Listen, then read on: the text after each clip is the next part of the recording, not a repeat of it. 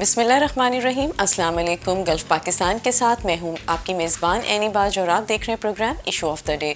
Issue of the day में आज हम डिस्कस करने लगे हैं कि हुकूमती सतह पर जो दिन ब दिन महंगाई बढ़ती चली जा रही है उसने आवाम का जीना दोभर कर दिया गया है। अगर देखा जाए तो पेट्रोल की कीमतों में इजाफा, बिजली की कीमतों में इजाफा और अब उसके साथ साथ आपने देखा है कि जो बिजली की कीमतों में इजाफा हुआ उसका जो नोटिफिकेशन जारी हुआ है उस पर आवाम जो है बुरे तरीके से रो पड़ी है। हर जगह यही देखा जा रहा है और हर जगह यही डिस्कशन हो रही है। इस पर मज़ीद बात करेंगे। हमारे साथ यहाँ पे मौजूद है सीनियर एनालिस्ट इकबाल शाहिद साहब। अस्सलाम वालेकुम। वालेकुम जी। यानी बाजवा महंगाई पर ही बात करनी चाहिए क्योंकि बाकी सियासी जो मुल्क में दर्जा हरारत है या जोड़ तोड़ है लगता है कि उससे उसका आवाम से कोई ताल्लुक़ नहीं है। आप देखें कि मुल्क में इस वक्त वेजेस जो हैं वो बहुत लोएस्ट तरीन पर चली गई हैं। फैक्ट्रियाँ जो हैं वो बंद हो रही हैं और जो टेक्सटाइल एक्सपोर्ट थी वो 28% रिकॉर्ड की गई है। वो कोई ऐसी फेक फिगर नहीं है। तो वो इसलिए चल रही थी कि पिछली हुकूमत में उनको इंसेंटिव दिए गए थे और एक्सपोर्ट के लिए काफ़ी मराद दी गई थी। अब जो अभी आपने इसमें बताया है, जब डीज़ल और पेट्रोल बढ़ता है तो महंगाई ज़ाहिर है उसका असर पड़ता है और ख़ास तौर पर पहले तो 5-10 रुपये 3 रुपये बढ़ता था। जब से 30 रुपये बढ़ा है तो वो एकदम सब्जियों के रेट जो रोज़मर्रा लोग इस्तेमाल करते हैं अब लोग आधा किलो ख़रीदते हैं और कोई सब्ज़ी 200 रुपये किलो से कम नहीं है। और ये जो टाइम इस वक्त है ये आपको बताना बड़ा ज़रूरी है कि ये सब्जियों का क्लाइमेक्स है। इस वक्त करेले, भिंडी, कद्दू, टिंडे ये सब चीज़ें बहुत हैवी मकदार में पैदा होती हैं और ये इनका आप कह सकते हैं कि फसल इस वक्त चल रही होती है। लेकिन आप देख रहे हैं कि ट्रांसपोर्टेशन जो है वो बड़ी महंगी है। वो ट्रक आता है, वैगन आती है और फिर वहाँ लेबर जो है वो उसको देने, तो लाहौर में बड़े शहरों में जब सब्ज़ी पहुँचती है तो फिर वो बड़ी महंगी हो जाती है। वही लोगों के लिए नाकाबिले बर्दाश्त थी। बिल्कुल ऐसे ही है। अब सूरत ये है कि अगर आदमी कमाई कर रहा हो तो उसको महंगाई और तरह मुतासर करती है। बेरोज़गार हो तो उसको और तरह मुतासर करती है।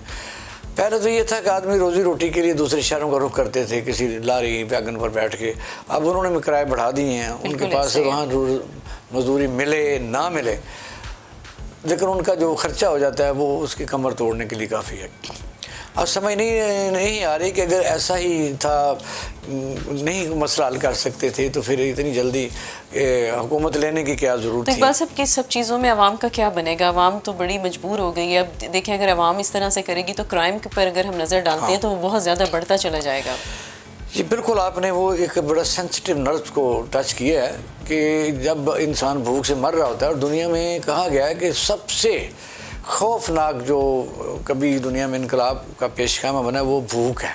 ऐसे ही भूखा आदमी जो है उसको कोई लिहाज नहीं होता कि भूख फिर क्या है। मुल्क में गैर मसावी दौलत की तकसीम है।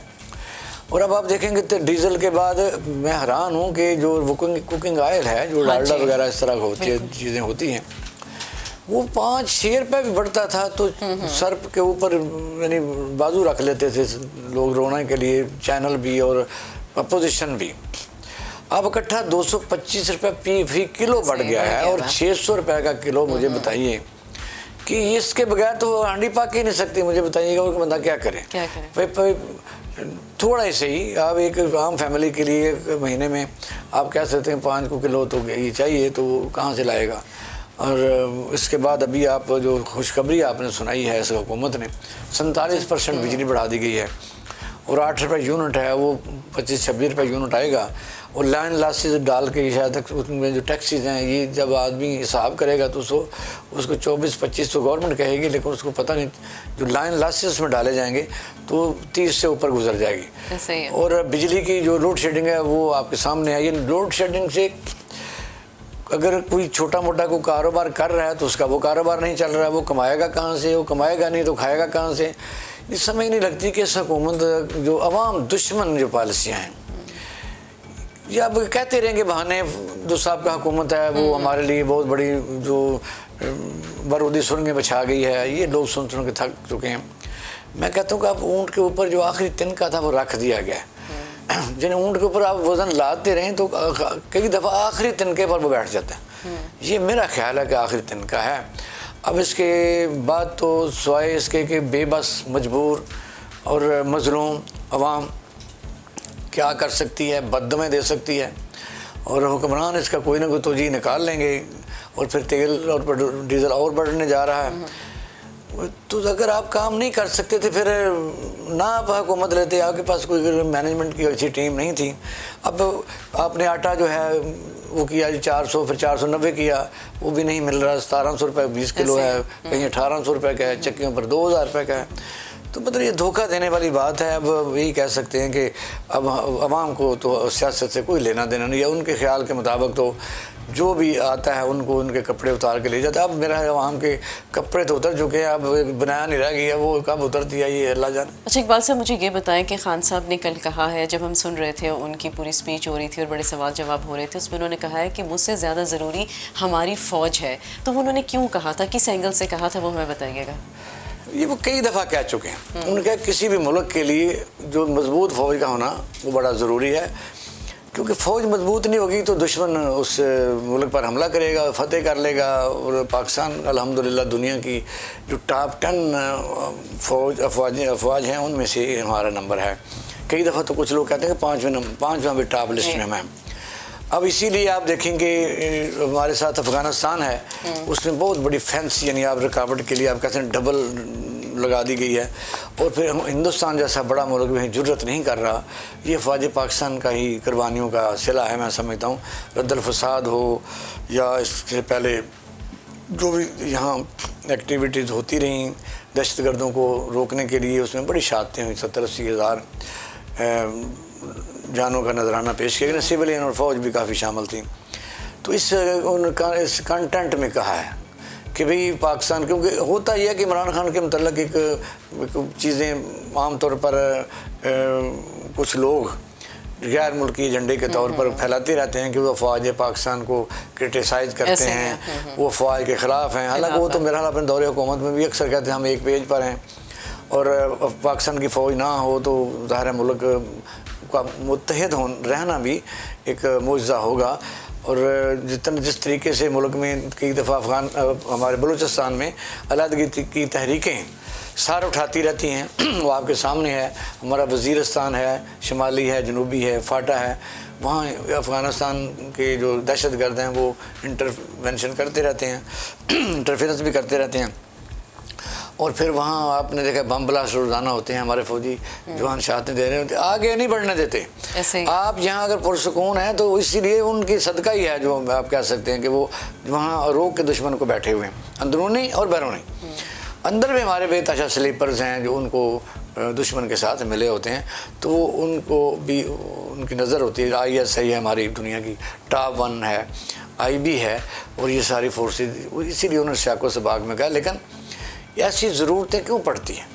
हमारे सियासतदान एक बयान को बार बार इसलिए करते हैं कि दूसरे ही दिन उनके ऊपर इल्ज़ाम लग जाता कि ये यहूदी एजेंट है, ये गैर मुल्की एजेंडा लेके यहाँ आया हुआ, ये मोदी का यार है। अब आप अंदाज़ा करें कि ये जो 14-13 पार्टियाँ हैं ये उसको यहूदी एजेंट कहती हैं। उनमें से पहले आपस में एक दूसरे को कहते थे, मैं मुस्लिम नून कहते थे कि बेनज़ीर जो सिक्योरिटी रिस्क है, पार्टी पे था ऐसे ही। और भुट्टो ने पाकिस्तान तोड़ा है, ये कहते रहे। फिर एक दौर है कि मियाँ नवाज शरीफ ने जब बयान दिया बम्बई अटैक के ऊपर तो उसको कहते रहे। मुझे किसी को गद्दार या अपनी बढ़ चढ़ के बयाना जो देते हैं इसलिए कि हम फौज के ज़्यादा करीब रहें, ये क्यों ज़रूरत पेश है? ये असल सवाल ये है।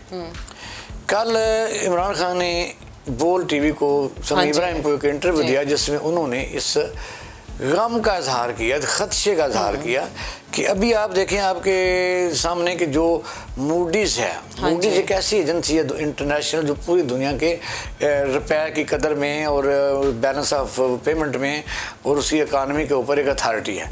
वो रैंकिंग बनाती है कि कौन मुल्क कहाँ खड़ा है। पाकिस्तान जो है ये पिछले जो 2 महीने पहले 3 महीने पहले रैंकिंग में मुस्तहकम था। अगर वो रैंकिंग में मुस्तहकम कह दे तो हमारे साथ पूरी दुनिया तजारत करना शुरू कर देती है कि ये मुल्क जो है मजबूत है मुआशी तौर पर, इसके साथ मुआहदे किए जा सकते हैं, इनके पास प्रोजेक्ट लगाए जा सकते हैं, और चूँकि हमें कल को जो रिटर्न है वो आ जाएगा, मुल्क मजबूत है। लेकिन आप देखेंगे जिस वक्त ये अनरेस्ट है उसमें उन्होंने नेगेटिव कर दी है। नेगेटिव का मतलब ये है क्या वो अगर हम बाहर के मुल्कों को कहेंगे कि पाकिस्तान में सरमायाकारी करो, खैर पहले वो सवाल ये करते थे अगर हमें आप कहते हैं सरमायाकारी करो, हाउसिंग में करो, तो आपके तो बड़े बड़े लोग बाहर अगर अपने बंगले खरीदते हैं नहीं, तो जैसे कल उसमें बता रहे थे कि पाकिस्तान की जो माशियत है वो वेंटिलेटर पे चली गई है। हाँ जी, तो ये स्पेशल बड़ा उन्होंने ब्रीफ किया था इसके बारे में। वेंटिलेटर पर ही है वो, इसलिए कि इस वक्त हमारे पास स्टेट बैंक के रिजर्व बहुत कम हो गए हैं, जो बैलेंस ऑफ पेमेंट है वो हमारा बहुत डैमेज हो गया है, हमें बाहर से कर्जा नहीं मिल रहा। और हमारा जो वज़ीर आज़म साहब ने बड़ी कोशिश की, उन्होंने तुर्की गए हैं, कि पता चला कि वहाँ से हमें कोई कर्जा नहीं मिल रहा। और आप देखेंगे तुर्की का तकरीबन 42 बिलियन डॉलर का सिर्फ टूरिज़्म के ऊपर उनको आता है, क्योंकि एक ओपन कंट्री है, इस्लामिक कंट्री भी है, लेकिन वहाँ पाकिस्तान जैसी रिजिडिटी नहीं है। टूरिज़्म के वो तमाम जो लवाजमात हैं जो उसको प्रमोट कर सकते हैं वो तुर्की में हैं। यहाँ आपने देखा कि यहाँ गैर मुल्की सयाह नहीं आते, कोई आपको शाज़ो नादर को पहाड़ों को सर करता हुआ नज़र आएगा, क्योंकि यहाँ एक तो यह है कि हमारे मजहबी जो एलिमेंट्स हैं उन्होंने उनके दरमियान एक ऐसा हसार खींचा हुआ है। बल्कि मुझे याद आ गया 98 की बात है, 1998 की, तो मैं कलाम गया हुआ था, तो जब मैंने मालाकंड डिवीजन से गुज़रा तो मैंने अखबार में पढ़ा, वहाँ उस वक्त वहाँ ख़बरें जाता था, सूफे मोहम्मद साहब ने वहाँ ऐलान किया था कि यहाँ अगर कोई टूरिस्ट कपल्स आएँ तो उनको पकड़ लिया जाए, और जो लड़की है अंग्रेज़ लड़की उसकी शादी किसी मौलवी के साथ कर दी जाए, और वो जो दूसरा आदमी उसे सज़ा दी जाए। अब इन हालात में पाकिस्तान में आप बताइए कि कहाँ से सोर्स पैदा होंगे, जहाँ हम कि तुर्की का मैंने अभी बताया कि 42 बिलियन डॉलर हम $1 के लिए IMF के पास गए, 42 बिलियन डॉलर मैं कह रहा हूँ वो सिर्फ टूरिज़्म से आता है, और 54 बिलियन डॉलर UAE को सिर्फ टूरिज़्म से आता है। कहाँ हम कहाँ वो, हमने तो अपनी तबाही का सामान वैसे खुद ही कर लिया हुआ है। मुईशत इस वेंटिलेटर पर ही रही, जिस अभी आपने कहा, तो फिर लोग एक दूसरे को लूटेंगे, एक दूसरे के हथी पड़ेंगे, और डकैतियाँ होंगी, चोरियाँ होंगी, और हो सकता है मुल्क में कुछ अनरेस्ट ज़्यादा हो जाए। इन हालात में दुश्मन फ़ायदा उठाएगा। वो बलूचिस्तान में पहले ही BLA काम कर रही है, तो इस शैको सबाक में इमरान खान के बयान को नहीं लिया गया। उन्होंने ये कहा है जो मुल्क तोड़ना चाहता है वो 3 मुल्क बनाना चाहता है। पहली बात तो ये है कि कुछ लोग कहते हैं जी पाकिस्तान नूर है, पाकिस्तान 2 कौमी नज़रिया ये क़यामत तक रहेगा, ये दुरुस्त है, हम भी ये कहते हैं, अल्लाह ताला करे ऐसा ही रहे। लेकिन क्या इस पाकिस्तान से बांग्लादेश नहीं बना हमारे करतूतों की वजह से? तो वजह यह है कि अगर प्रिवेंटिव तौर पर कोई लीडर ऐसी बात करता है तो उस पर गौर करना चाहिए, ना कि जिस तरह हुकूमत ने आज ये कहा है कि उसको जो उम्र कैद की सज़ा हो सकती है। बिल्कुल सही कहा कि मतनाज़ा इंटरव्यू तो करें, उसको केस करें। इसका मतलब जो बंदा को बात करता है कि समझदारी की, उसे अंदर दे दें, तो या फिर मसले को हल करें। आप मुल्क की मुईशत को बेहतर क्यों नहीं बनाते? मुफ्ता इस्माइल शायद खाकान अब्बासी ये कहते थे जी पेट्रोल तो 70 रुपये लीटर होना चाहिए, और अब मुफ्ता इस्माइल साहब कहते हैं कि जी हम गंदम रूस से ख़रीदने जा रहे हैं। उसने ख़रीदी तो वो दुश्मन बन गया, और फिर उन्होंने कहा जी हम तो तेल जो है वो इसलिए नहीं ख़रीद रहे कि वो सैंक्शन हैं। अच्छा इकबाल साहब, मुझे लास्ट में ये बताइएगा, जैसे खान साहब ने कहा कि लॉन्ग मार्च करूँगा, फिर थोड़े दिन के बाद में कुछ ना कुछ ऐलान करूँगा, आप क्या सजेस्ट करते हैं कि उन्हें अब क्या करना चाहिए? मेरा ख्याल है अब नाउ टाइम इज़ ओवर। वो इसलिए कि अब एहतराम क्या करना है किसी का, मसलन ज़ाहिर है जहाँ अब अदारे काम ही नहीं कर रहे तो क्या किया जाए। अब ना कोई अदारा सही वाज़िया को मौक़िफ़ ले रहा है। जब 25 मई को जुलूस निकले थे और सुबह के टाइम अगर एक ऑर्डर सुप्रीम कोर्ट कर देती कि आगे के राह से हटा दो, ऐसे या कहते जुलूस को ख़त्म कर दो, दोनों फैसले कर लेते, या कहते कि जी हमें इतला मिली है कि ये कोई मसला बनेगा, फौरी तौर पर हुक्म देते इमरान खान को जी स्टॉप इट, या कहते कि जी चले गए। सारा दिन हेयरिंग होती रही, घंटे बाद फिर मुलतवी, घंटे बाद, जब तक यहाँ लाहौर में हर शहर में लोगों के सर नहीं फट गया, लोग नाखून नहीं खींचे गए, आंसू गैस के 36,000 सेल नहीं चल गया, लोग अपनी जान बचाने के लिए भाग रहे थे। सुप्रीम कोर्ट ऑफ पाकिस्तान मुअज़्ज़ज़ जज ने, जस्टिस साहिबान ने उन्हें माशाल्लाह फ़ैसला दिया, तो उसका फ़ायदा कोई फ़ायदा नहीं। वो क्या कहते हैं, it is no use of crying over spilt milk. जब दूध ही ख़राब हो जाए तो फिर उसका उसके बाद क्या रोना उसके बाद। तो बात यह है कि इस वक्त हुकूमत कह रही है कि इमरान खान को सज़ाए उम्र कैद देनी चाहिए, तो दे दे, ताकि यहाँ जो लोगों को चाहिए, हुकूमतों को चाहिए कि ये मिलजुल के काम करें। इमरान खान को इस वक्त सबसे अहम ज़िम्मेदारी हुकूमत की है, वो लोगों को इसमें अटैच इन्वॉल्व करें, गालियों से परहेज़ करें, उसको असम्बली में लाएँ, और वो भी सोचे असम्बली में आए ताकि ये मुल्क सबका है। और ये अगर अनाएँ जिस तरह पर्सनैलिटी क्लैश चीज़ होते हैं, अगर एक दूसरे को दुश्मन ही करार देते रहे तो ये पाकिस्तानी अवाम एक टाइम ऐसा आएगा ये लीडरलेस हो जाएगी। फिर कोई एक जमात नहीं रहेगी, कोई इनके आगे लीडर नहीं होगा एक भी। ये खुद अपने फैसले पर जब करने पर आ जाएंगे तो फिर उस वक्त से डरना चाहिए, क्योंकि इक़्तिदार कभी फारा पर नहीं रहता, हमेशा रहने वाली ज़ात अल्लाह ताला की है, उसको दवाम हासिल है। तो यही है कि हम तो कह ही सकते हैं, हमारा क्या, हम तो मीडिया के ज़रिए जो कह सकते हैं वो कह सकते हैं और दुआ भी कर सकते हैं, लेकिन ये है कि पाकिस्तान जिंदा आबाद रहे इंशाल्लाह और ये लोगों को अकल आए। चलिए, बहुत बहुत शुक्रिया इकबाल साहब। जी तो नाज़रीन, आपने देखा सीनियर एनालिस्ट इकबाल शाह साहब मौजूद थे और उन्होंने बड़ा अच्छा ब्रीफ किया कि किस तरह से हम अपने पाकिस्तान को बचा सकते हैं, किस तरह से हुकूमती सतह पर काम हो सकता है, किस तरह से इन कीमतों को कंट्रोल में लाया जा सकता है। तो यहाँ पर इंशाअल्लाह ताला दोबारा आपसे मुलाकात होगी इशू ऑफ द डे में। रखिएगा अपना ढेर सारा ख्याल। अल्लाह निगहबान।